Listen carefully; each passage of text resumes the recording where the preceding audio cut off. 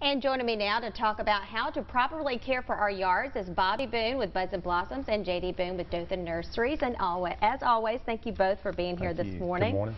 Okay, you always get a lot of questions, and one of the questions that you've gotten lately is, when should you fertilize newly planted grass or sod? That's people talking about sod. That's the grass that goes in your yard. Centipede, St. Augustine, zoysia. Have people ask all the time, okay, I'm going to go put this grass down. When do I fertilize it? And I say next year. I say spend your money on water right now. So when you fertilize newly planted grass, it's tender and you could burn it. So spend your time and money watering the grass for the next year, especially right now, and worry about fertilizing next spring. Okay. And how do you properly water a newly planted tree or shrub this time of year? In a perfect world, I want people to water every day by hand and don't depend on the sprinklers, because sprinklers sometimes can't water enough. That would not be me.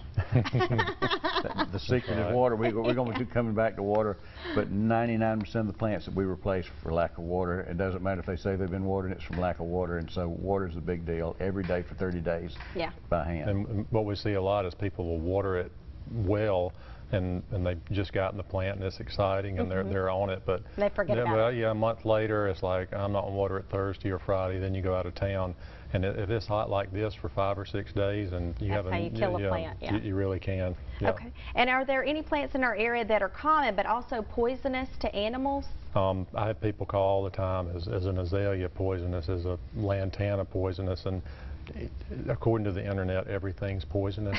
I'm sure it is if you eat enough of it. I'd say probably I got a little Chihuahua kind of dog, and it ate a whole fiddle leaf fig in my house the other night, and I was like, sure it's going to die, but it was awake this morning and happy and eating more of the plant this morning. So I think the only one I see a lot of that probably is called an oleander, and there's a lot of those around, and again, they're in people's yards. There's people in their yard all over Dothan, and nobody's ever died from one, but you know, I'm sure if you ate enough, it could hurt you. So just always, if it's an oleander, you might want to be concerned, but otherwise, you're pretty good. All right. Well, thank y'all so much for your time this morning. Thank you for having us. Thank you. And we'll put more information on our website, and we still have more Wake Up Wiregrass coming up after the break. Stay with us.